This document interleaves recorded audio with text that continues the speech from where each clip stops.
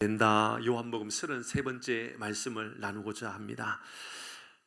물리학자 아인슈타인이요. 근데 뭐 대충 아니까 뭐 물리학자겠지. 아인슈타인 뭐 들어봤잖아요.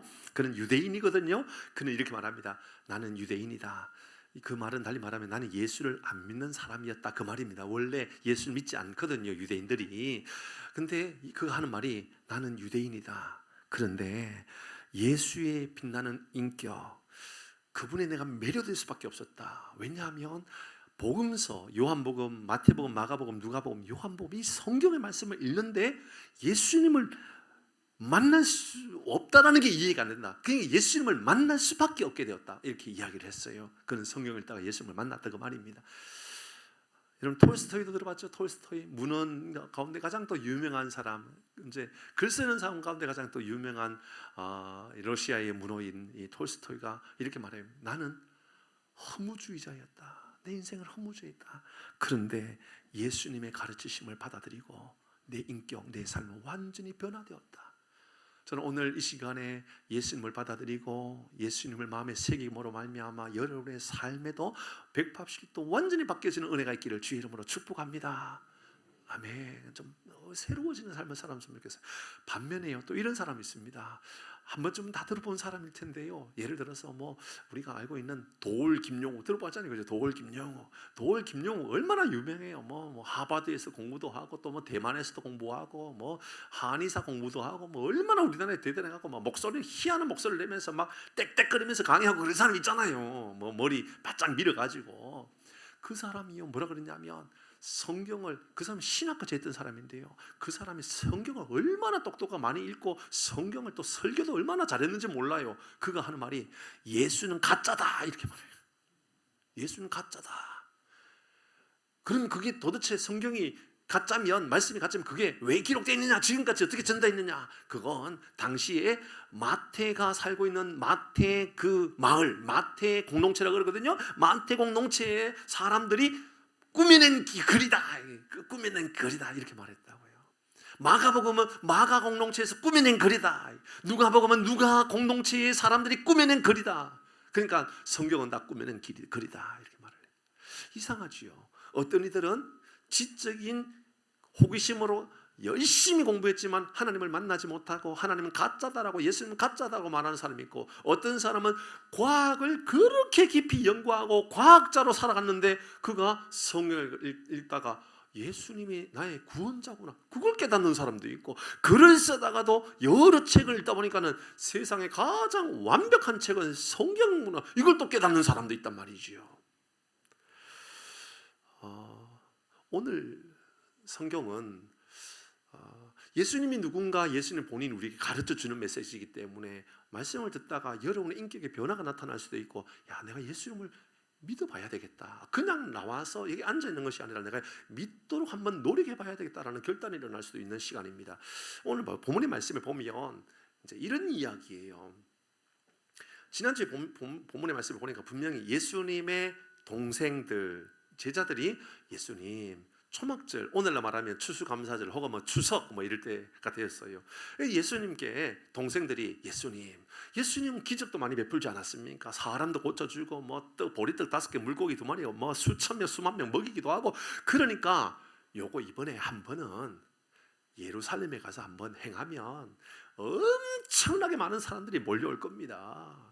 원래 이제 이 예루살렘에는 뭐 한 10만 명, 뭐 10만 명도 아니라 그래요. 원래는 뭐 2만 명, 3만 명 이 정도밖에 살지 않았는데, 예수님께서 예루살렘에 한번 짜잔 막 그래서 사람 한번 고치고 뭐 물을 포도주로 한번 딱 바꾸면 이번 기회에 막 100만 명도 예수님 따라올 수 있습니다. 그러니까는 제자들이 예수님 동생이 예수님 가십시다, 이번에 예루살렘에 한번 가십시다. 그러니까 예수님께서 나 안 간다 그랬어요. 지난주에 나 안 간다. 나는 그렇게 가는 내가 아니다. 나 안 간다. 근데 오늘 본문의 말씀을 보니까는 예수님께서 안 간다 그랬는데 오늘 갔어요. 뭐죠? 안 간다 그랬으면 안 가야 되는데 갔단 말이에요.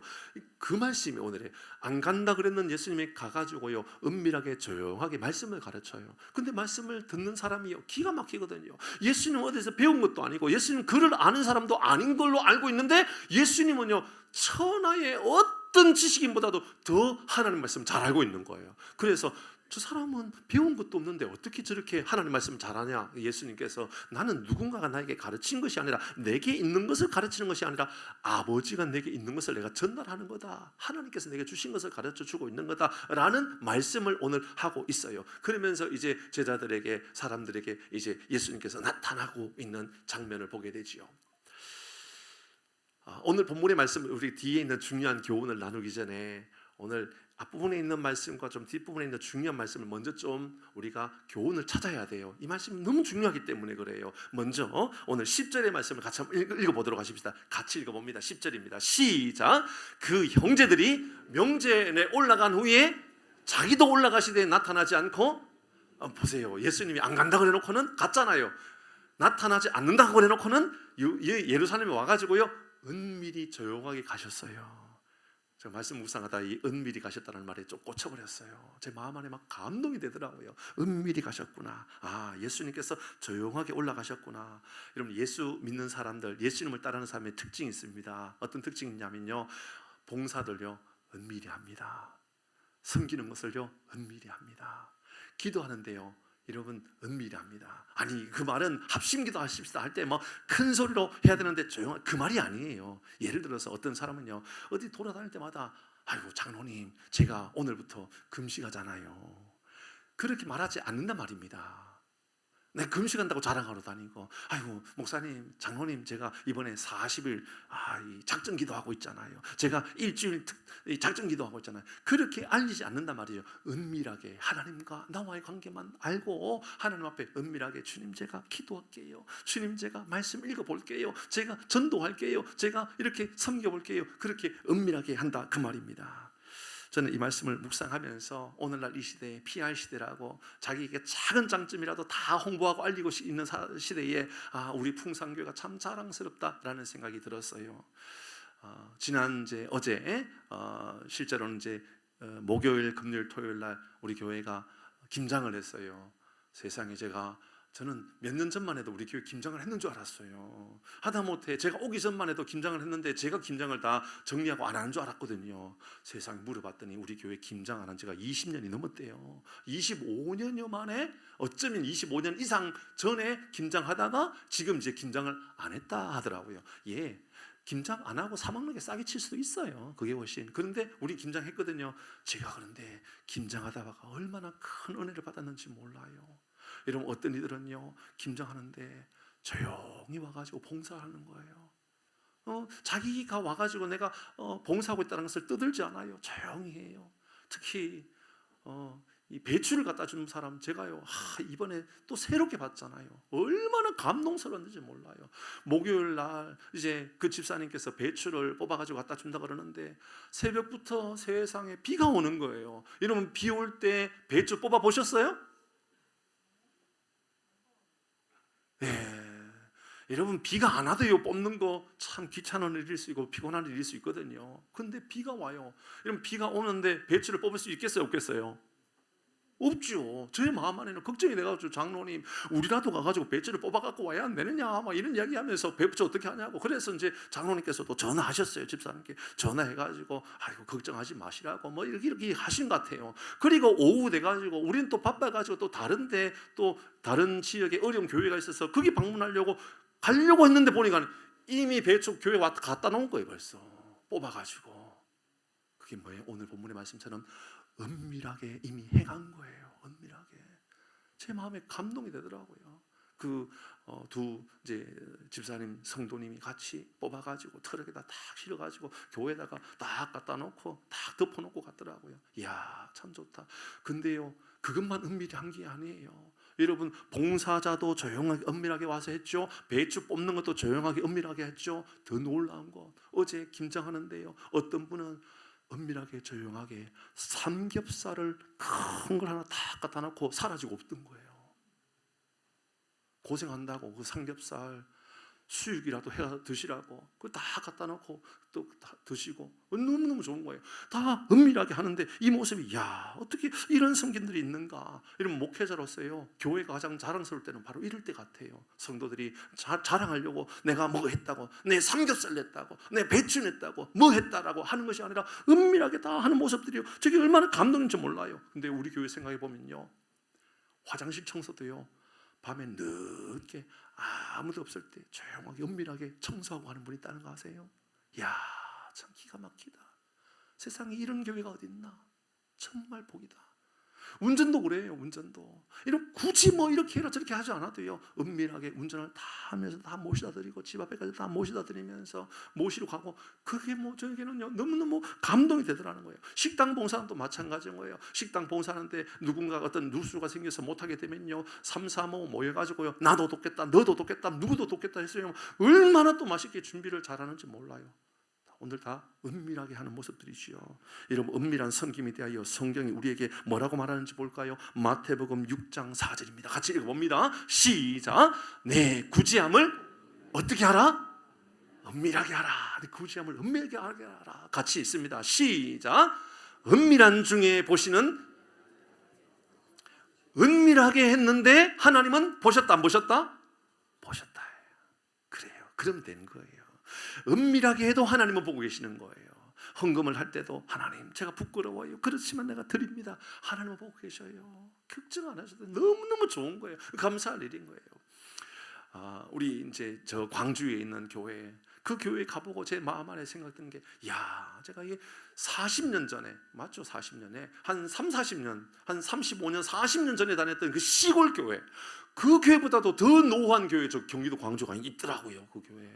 세상에 등을 우리는 LED 등으로 이렇게 환하게 놨는데 그 등, 그 교회 등은 형광등인데 반이 꺼져 있어요. 반이 꺼져 있어요. 반이 꺼져 있고 또 천장은 또 내려앉으려고 그러는 거예요. 이걸 공사를 해야 되는지 말아야 되는지 뭐 어떻게 해야 되는지 모르는 그런 상황에 있는 거예요. 그런데요 같이 간 집사님이 뭐라는 줄 아세요? 목사님 제가 조용히 시간 될 때 가가지고 공사하겠다고. 제가 조용히 시간 될 때 가서 하겠다고.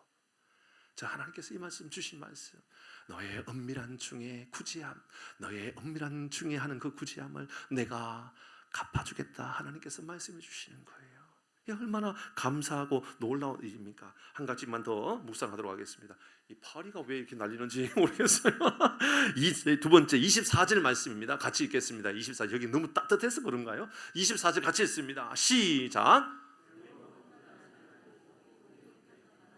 외모로 판단하지 말고 공의롭게 판단하라. 이 말씀이 이제 오해되면 안 되기 때문에 이 말씀을 제가 먼저 묵상하고 가는 거예요. 왜냐면 이 말씀을 본다 그러면 외모로 판단하지 말고, 이게 일반적으로 우리가 다른 사람을 바라보는 시선이라고 생각해요. 그러니까는 뭐냐면 장로님을 보면서 아이고 장로님 뭐 신었던 신발이 뭐 저 시장표네, 뭐 옷을 입은 거 보니까는 아이고 저 남는 옷을 보니까는 뭐 저 어디 시장에서 아니 뭐 굳이 옷을 어디 입었나, 이렇게 판단하는 것에 대한 이야기가 아니에요. 이건 예수님에 대한 이야기예요.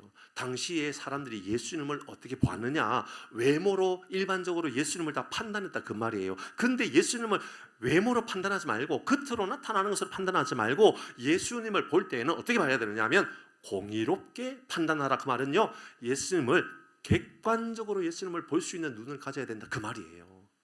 예수님을 볼 때는요, 그냥 예수님을 눈에 보이는 대로 이거 뭐 공부도 뭐 한 일도 없고 뭐 아는 것도 없는 것처럼 보이는데 뭐 목숨이 아픈데, 그렇게 보지 말고 예수님의 이면에 있는 모든 모습들을 다 구체적으로 살펴보는 거예요. 그게 바로 객관적으로 예수님을 보는 거예요. 이 말씀을 조금 더 우리가 해석하고 쉽게 이해하기 위해서 이 객관적인 눈을 가지고 바라보는 것, 역사적인 판단이나 혹은 또 이 통전적으로 본다 그러거든요. 세상의 넓은 의미에서 보는 거예요. 그냥 아주 뭐 눈앞에 보이는 뭐 그것만 보는 거 말고요, 넓은 의미로서 한번 기독교나 예수님을 한번 보는 거예요. 그분이 어떤 역할을 했는지. 여러분 제일 먼저 중요한 것은요, 이 우주 인류 역사의 인권이라고 하는 사람의 존엄성을, 그 기준을 만들었던 게 바로 예수님이고 말씀이라는 거 아십니까? 이러면 원래 예수님 말씀이 그리고 하나님의 말씀이 이 땅에 그렇게 뿌려 내려지기 전에 이 인류의 모습은 혼돈의 세상이에요. 혼돈. 근데요, 여러분 예수님께서 주셨던 그 메시지로 인하여 얼마나 큰 변화가 나타나는지 몰라요. 대표적인 예를 볼까요? 여러분 우리가 알고 있는 아브라함 링컨, 그러면 제일 미국의 대통령 그 정도는 알잖아요, 그죠? 아브라함 링컨 했던 가장 유명한 사건은 뭐죠? 그냥 알아요, 그죠? 노예 해방, 그 정도 알잖아요. 노예 해방 언제 했던 거죠? 1863년도에 미국의 노예 해방을 일으킨, 지금부터 대략 한 200년 정도 전에 70년 정도 전에 미국에 여러분 노예 해방을 일으켰던 사람이 아브라함 링컨이란 말이에요. 근데 그 아브라함 링컨이 자기의 의견, 자기 생각으로 했느냐? 그렇지 않아요. 영향을 받았던 사람이 있었는데 그게 뭐냐면 30년 과거로 돌아가는 거예요. 그러면 1863년도가 30년 들어가면 앞으로 옮기면 1833년도가 되겠죠. 1833년도에 영국의 윌리엄 밀버퍼스라고 하는 사람이 있어요. 그 사람이 어느 날 말씀을 듣고 성경을 배우는데 세상에 가장 악한 게 뭐냐 하면 노예를 잡아가지고 팔고 사냥하고 하는 거, 그걸 가장 악한 것으로 본 거예요. 인간으로서 가장 악한 것은 바로 노예 사냥이면 노예 상인이다. 그걸 알게 된 거예요. 그래서 영국에 20년 동안 국회에서 싸운 거예요. 국회의원들하고 20년도 싸워가지고 영국을 여러분 그 노예 해방을 시킨 거예요. 그러면 윌리엄 밀버퍼스가 그렇게 할 수 있었던 이유는 어디 있었느냐? 그가 교회에서 말씀을 들을 때였었어요. 누구에게 말씀을 들었느냐면, 여러분 한 번쯤은 들어본 사람인데 저 사람이 누군지라고 할 만한 사람이에요. 누구냐면 존 뉴턴이라고 하는 사람이에요. 존 뉴턴이라는 사람이 있었는데 그 사람은 영국의 노예 상인이었어요. 노예를 사고 팔고 사냥하고 하는 노예 상인이었었는데 어느 날 말씀을 듣는데 보니까 그것만큼 하나님의 범죄가 없거든요. 그래서 그가 회개하고 돌이켰어요. 그리고 목사가 됩니다. 이 사람이 목사가 될 때에 그가 했던 글이 하나 쓰여져요. 그 글이 뭐냐 하면 찬송가 304장 어메이징 그레이스예요. 나 같은 죄인 살리신. 여러분 이건요 예수 안 믿는 사람들도 다 알아요. 전 세계에 이 노래가 안 들어간 나라는 아마 북한밖에 없을 거예요. 아마 북한도 나올지도 몰라요. 이 노래는 다 알 정도로 그렇게 많이 알려진 거예요. 이게 이제 존 뉴턴이 이 찬양을 부르면서 예전에 내가 잃었던 생명을 얻었고 광명을 얻었다고, 전에는 내가 눈이 가려져서 보지 못하고 살았는데 이제는 눈이 떠져졌다고. 이 말씀을 들었던 윌리엄 밀버퍼스가요 회개하게 되는 거예요. 그리고 자기가 젊은 나이에 내가 국회에 들어가가지고 국회의원들에게 설득해서라도 내가 노예 해방시켜야 되겠다. 그래가지고 20년 동안 국회의원들 설득하는 거예요. 근데 국회의원들이 말을 안 들어요. 왜 말을 안 듣는 줄 아시죠? 왜냐하면 당시에 영국 사회에 노예 사냥, 노예 거래로 영국 재정의 3분의 1을 노예 시장으로 말미암아 돈이 만들어졌던 거예요. 그러니까 노예 시장이 문을 닫으면 영국이 망하는 거예요. 더 중요한 건요, 국회의원들이 대부분 다 노예 사냥꾼이거나 노예 상인들이었던 거예요. 왜냐하면 돈이 많으니까 국회 하면서. 그러니까는 아무도 윌리엄 밀버퍼스의 말을 듣지 않는 거예요. 20년 동안 싸워가지고요 결국은 1년 안에 모든 노예 상인은 끝낸다. 노예 사냥을 하지 않는다. 그렇게 결의가 된 거예요. 우리는 영국을 예전에 뭐라고 불렀는지 알죠? 영국은요 해적의 나라라 그랬었어요. 해적의 나라. 근데 1833년 윌리엄 밀버퍼스가 노예 해방시키고 나서 영국은 그 다음부터 해적의 나라가 아니라 이제는 이렇게 부르죠. 신사의 나라라고 부르죠. 신사의 나라. 완전히 인류 역사를 변화시키는 거예요. 그게 미국으로 건너가게 된 거예요. 그러니까 미국 사회, 여러분 노예 해방은 바로 이 한 사람의 회개로 말미암아 복음이 들어감으로 말미암아 변화된 거죠. 근데 생각해 보면요, 기독교가 여러분 그런 복지나 인권이나 혹은 인간의 존엄성만 영향을 준 게 아니에요. 교육의 근본 모든 시스템을 구축하는 것도 복음으로 교회로 말미암아 만들어진 거 아시지요? 법률도 그런 거 알지요? 세상에 우리가 알고 있는 헌법 그런 모든 법들이에요. 그 기초가 됐던 게 뭐죠? 하나님께서 모세에게 주셨던 그 모세 오경의 말씀의 법으로 말미암아 모든 법들이 기초가 만들어진 거 아시지요? 그러니까 모든 교육이나 모든 법이나 모든 어떤 복지나 모든 인권이나 모든 존엄성은 다 사실 성경의 법에서부터 시작되어 왔단 말이죠. 제가 왜 이런 말씀을 드렸냐면 잘 생각해보면 세상에 객관적으로 기독교를 보면, 다시 말씀드립니다. 객관적으로 기독교를 보면 욕할 게 있을까요? 없을까요? 없어요. 근데 욕 먹을 짓을 하는 사람이 있어요? 없어요? 있다. 아니 욕 먹을 이유가 있어요? 없어요? 없어요는 조용한데 욕 먹는 사람이 있어요? 없어요? 그러니까 큰 소리로 있어요. 그 말을 하는 것은 여러분 이야기죠. 알고 보면 그런 거예요. 우리가 잘못해가지고요, 때로는 목사가 욕을 얻어먹기도 해요. 때로는 장로님 욕을 얻어먹기도 해요. 어떤 사람은 보면 목사님이 간통했다, 돈의 재정을 횡령했다, 장로님이 사기치고 도망갔다, 그런 것을 보면서 그러니까는 교회가 다 그 모양 그 꼴이지 그렇게 말하지만, 그런 지엽적인 그런 어떤 주관적인 어떤 견해, 작은 견해 말고요, 큰 그림으로 우주를 보란 말이에요. 우주를, 사회 전반적인 모든 것을 보란 말이죠. 하나님의 역사의 주관 아래 있다는 것을 알게 된다, 그 말입니다. 그러니 함부로 우리는 겉으로 보고, 여러분 작은 것을 보고 지엽적인 것을 보면서 욕할 것이 아니라, 이 우주 역사에 하나님이 계시지 않는가를 우리는 알 수 있다, 그 말을 하고 있는 거지요. 여러분은 여러분 보실 때에 예수님이 어떤 분으로 보여지십니까? 어떤 사람은 지엽적으로 주관적으로 작은 것을 보면서 욕하는 사람이 있는 반면에, 어떤 사람은요 넓은 의미로 예수님을 보면서 예수님 이런 분이구나를 아는 사람들이 있거든요. 자, 그 이야기를 해보도록 하십시다. 오늘 성경이 12절의 말씀에 그게 꼭 우리 모습이에요. 이렇게 보여집니다. 12절 같이 합니다. 시작. 예수에 대하여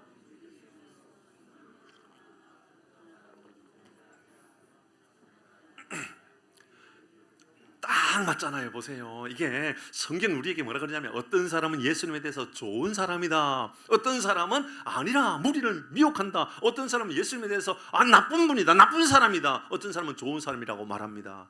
당연히 여기 있는 여러분들은 다 예수님은 나쁜 분이라고 말하는 사람 없겠죠. 그럼 여기 앉아있을 리가 없으니까 다 좋은 사람이라고 말하죠. 근데 밖에 나가보십시오. 여러분 남편에게 물어보십시오. 여러분 형제에게 물어보십시오. 예수님은 좋은 분입니까? 말하면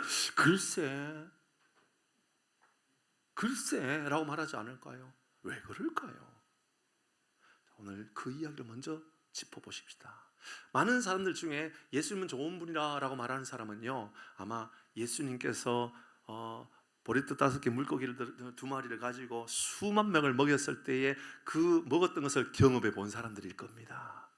이 베데스다 우물가에서 38년 동안 들어 누워가지고 아무것도 못했던, 그러나 예수님께서 일어나 걸어가라 할 때에 그 일어나 걸어간 것을 본 사람이었을는지도 모르겠습니다. 수가성 여인에게 예수님께서 다가가셔가지고 고쳐주시고 회복하시고, 더 특별히 그 잔치집에서 예수님께서 물을 포도주로 만들어 주었던 것들을 경험했던 어떤 사람이었는지 모르겠습니다. 중요한 것은 예수님을 안 사람이 아니라, 잘 들으셔야 돼요, 예수님을 지적으로 안 사람이 아니라 예수님이 어떤 분인지 경험한 사람은요, 누구도 함부로 예수님이 나쁘다, 미혹한다, 아무도 그렇게 말 못합니다. 누가 그렇게 말하느냐? 모든 사람은 다, 예수님을 경험한 사람은 다 예수님 좋은 분 맞다라고 말을 해요. 저는 여러분의 심령 가운데, 여러분의 주변의 모든 사람들이 예수님이 좋은 분이라는 것을 경험하고 살아갈 수 있기를 바랍니다.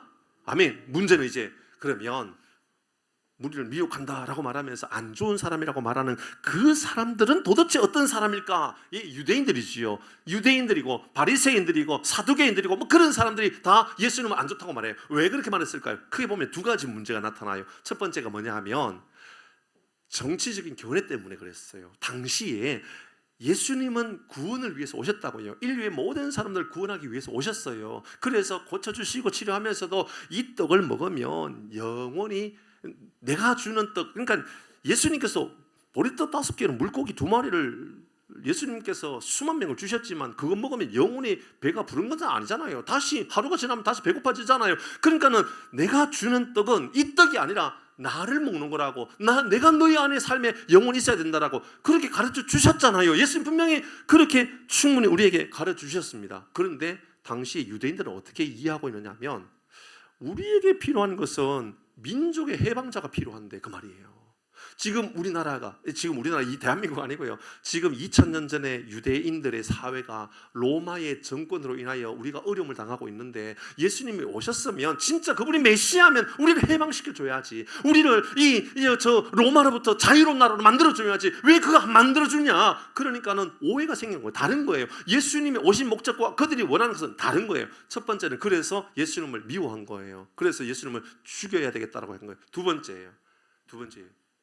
예수님께서 그 유대인들을 너무 야단을 많이 치셨어요.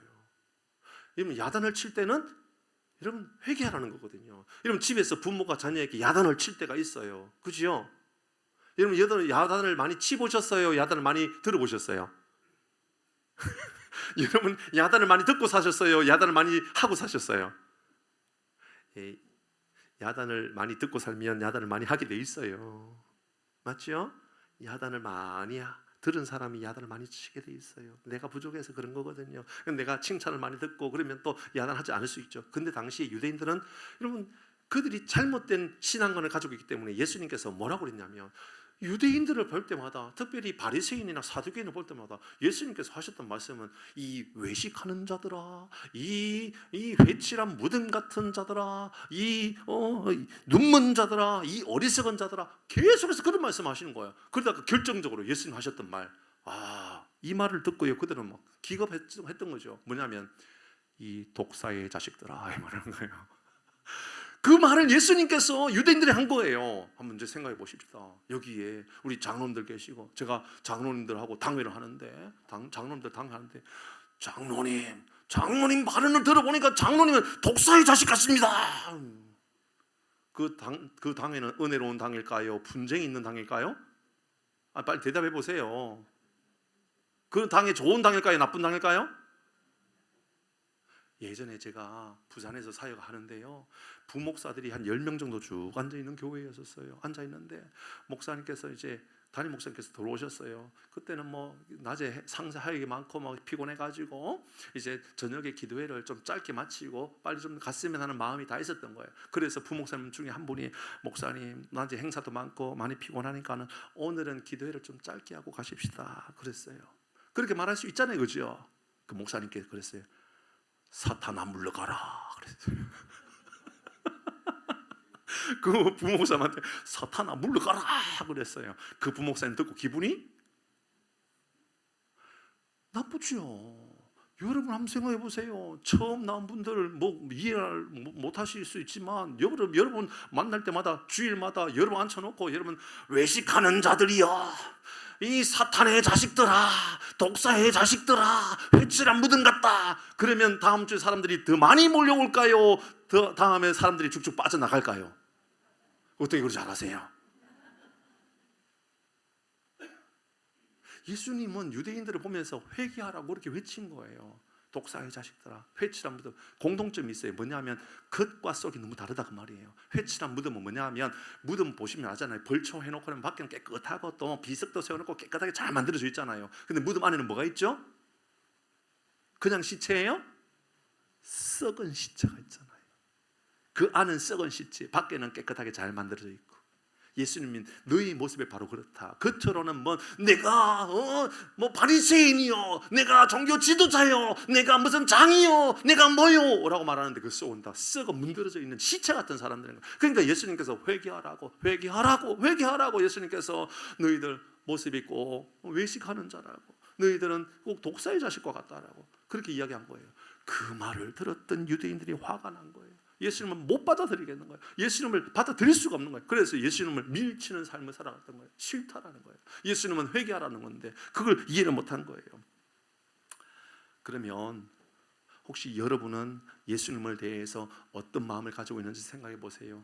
예수님 내가 경험하여서 예수님 내게 어떤 분으로 오셔서 예수님께서 내게 은혜를 주시고 사랑을 주시고 감사의 모든 제목들을 만들어 주신 분이구나. 그런 마음으로 내 마음 안에는 언제나 예수님을 생각할 때마다 감사함이 넘쳐납니까? 아니면 세상에서 들어왔던 이야기들, 교회 다니는 사람도 별것 없다더라, 교회 다니는 사람들도 나쁜 짓도 하고 욕도 하고 별것 다 하더라, 그런 말을 듣고 예수님에 대해서 혹시나 미혹하는 사람이라고, 예수님에 대해서 오해하는 사람이라고 혹시 그런 선견을 혹시 가지고 있지는 않는가예요. 그러면 저는 오늘 본문의 말씀을 통하여서 어떻게 하면 우리는 예수님을 만나게 될까? 어떻게 하면 예수님을 알게 될까? 진짜 예수님이라는 분을 만나게 되는 방법이 뭔가를 이제 한번 생각해 보는 거예요. 오늘 본문이 그거 우리에게 가르쳐 주고 있거든요. 자, 15절, 16절.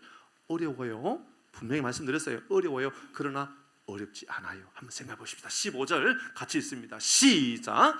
유대인들이 놀랍게 여기 이르되 이 사람은 배우지 아니하였거늘 어떻게 그를 아느냐? 아까 얘기했잖아요, 그죠? 어떻게 글을 배운 일이 없는데 어떻게 아느냐? 16절입니다. 시작.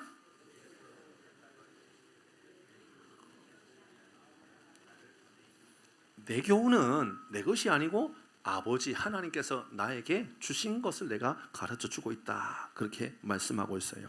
유대인들이 볼 때는 예수님을 배워온 일도 없는데 어떻게 이렇게 총명하게 많은 것을 알고 있는지 모르겠다라는 말을 하죠. 참 어려워 보입니다. 그러나 이 말씀은요, 아주 단순한 말입니다. 뭐냐면 내가 배웠기 때문에 한 것이 아니라 하나님이 주셨기 때문에 알고 주셨기 때문에 전달하는 거다라는 거예요. 하나님이 주셨기 때문인 거예요. 믿음이 뭐냐 하면 잘 기억하세요. 믿음은 내가 배웠기 때문에 믿음이 생기는 것이 아니라 하나님이 선물로 주셔야 아는 게 믿음인 거예요. 믿음은요 절대적으로 하나님의 선물입니다. 여러분 우리가 노력해가지고 얻어지는 게 아니라고요. 성경을 많이 읽어도요 돌 김용국처럼 예수님은 가짜다라고 말하는 사람이 있단 말입니다. 그런데 여러분 믿음은 우리가 어떤 수고 때문이 아니라 하나님이 은혜로 우리에게 만들어주는 거예요. 믿음이 마음 안에 그 믿음이 생겨지거든요. 그 성경은 우리에게 어떻게 알려주는지 볼까요? 고린도전서 1장 21절의 말씀을 보니까 이렇게 알려줘요. 시작. 하나님의 지혜에 있어서는 이 세상이 자기 지혜로 하나님을 안다 모른다? 모른다니까요. 우리의 지식으로요 여러분이 뭐 석박사가 돼보세요, 뭐 박사 할아버지가 돼보세요. 하나님을 아는가? 그게 아니라고요. 하나님이 알도록 은혜를 주셔야 하는 거예요. 아버지께서 전도에 미련한 것으로 믿는 자를 구원하시길 기뻐한다. 잘 생각해 보십시다. 이곳에 있는 저 뒤에 있는 여러분들, 너무 잘 오셨어요. 너무 잘 오셨거든요. 그런데 제가 11월 둘째 주인가 생각해 보니까 그때 한 5분 정도 오셨어요. 올 때요 어떻게 오셨어요 하니까 어떻게 오셨는지 아면요, 저 덕풍시장 인근 지역에서 건빵 받고 오신 분들이에요. 건빵 하나 받고 왔다고요. 근데 건빵 하나 줄 때 그들 설득했을까요? 설득하지 않았을까요? 아무도 설득 안 했어요. 설득해서 온 게 아니라니까요. 그거 보면서 한번 가볼까 그랬다고요. 저는 이게 하나님께서 주시는 믿음의 시작점이라고 믿습니다. 그렇게 시작하는 거예요. 그게 뭐 이상한 건가요? 말씀드렸잖아요. 초코파이 먹고 교회 가기 시작하는 사람들 있고요, 저처럼 교회 가서 도둑질 하다가도 교회 온 사람이 있단 말입니다. 그러다가 예수님을 만나게 되는 거예요. 그러니까 믿음은 내가 이러면 똑똑해서 하나님을 알게 되는 것이 아니라 전도에 미련한 것. 보세요. 금빵 하나 줄 때에 주변에 있는 사람들이 뭐라 그러겠어요? 금빵 하나 주면서 교회 다니세요. 교회 다니시면 예수님 믿으면 구원받게 돼요. 행복한 삶이 돼요. 뭐 이렇게 이야기할 수 있겠죠. 금빵 하나 드세요. 그런데 그거 보는 사람들이 저 미련한 것들 이렇게 말 안 하지 않겠어요? 그 금빵 하나 준다고 예수 믿나? 뭐 저 껌 하나 준다고 예수 믿나? 뭐 저 이쑤시개 하나 준다고 예수 믿나? 뭐 티슈 하나 준다고 예수 믿나? 그렇게 생각할 줄 몰라요. 전도는 그런 모습을 볼 때는 미련하게 보일 수 있어요. 그런데요 전도에 미련한 것이 믿는 자들을 구원하게 한다는 것은 설득을 해갖고 믿게 한 것이 아니라 그 작은 것 아무것도 아닌 것처럼 보여지지만 하나님께서 은혜로 선물로 마음에 믿음이 생기도록 복을 주신다, 그 말입니다. 이야, 참 기가 막히죠. 그럼 뒤에 말씀을 한번 볼까요? 고린도전서 2장 뒷부분 하나 넘어가면 2장 말씀에 보면 4절 5절의 말씀에 이렇게 말씀합니다. 같이 읽어봅니다. 시작. 내 말과 내 전도함이 설득력 있는 지혜 말로 하지 아니하고 됐습니다. 보세요. 바울만큼 똑똑한 사람이 어디 있어요? 이러면 신약 성경에 바울만큼 똑똑한 사람이 없어요. 그런데 바울이 하는 말이에요. 내 말과 내 전도함이 설득력 있는 말로 이루어진 게 아니라고 말하잖아요.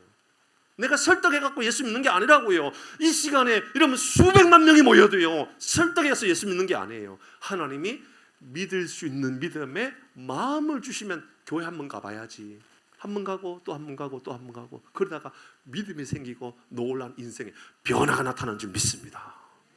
그러니까요, 다만 성령의 나타나심과, 그러니까 하나님이 그렇게 하신다 그 말 아닙니까? 5절 말씀에 계속해서 이렇게 이야기합니다. 시작. 너희 믿음이 사람의 지혜에 있지 아니하고 다만 하나님의 능력이 있게 하려 함이라. 예수님은요, 하나님을 아는 건요, 믿음은요, 하나님 선물이에요. 하나님 선물. 에베소서 2장 8절의 말씀에도 보면요, 이 말씀 계속해서 반복해요. 가서 읽어봅니다. 에베소서 2장 8절 시작. 너희는 그 은혜에 의하여 믿음으로 말미암아 구원을 받았나니 이것이 너희에게서 난 것이 아니요, 너희의 경험에서 나온 것이 아니요, 너희의 지식에서 나온 것이 아니요, 너희의 실력에서 나온 것이 아니요, 너희에게 똑똑함에서 나온 것이 아니요, 하나님의 선물이라. 여러분, 가장 세상의 아름다운 선물, 믿음의 선물이 여러분에게도 임하기를 바랍니다. 이 복이 얼마나 중요한지 모릅니다. 그러면 이제 우리는 이렇게 생각하게 될 거예요. 그러면 목사님, 우리는 믿음을 위하여 아무것도 안 해도 되겠네요. 그냥 가만히 아무것도 안 해도 하나님께서 믿음 주시겠네요. 이제 이게 저 숙제예요. 오늘 성경에 예수님께서 이걸 알려줘요. 믿음을 위하여 선물이라 그랬는데 우리가 할 게 있어요.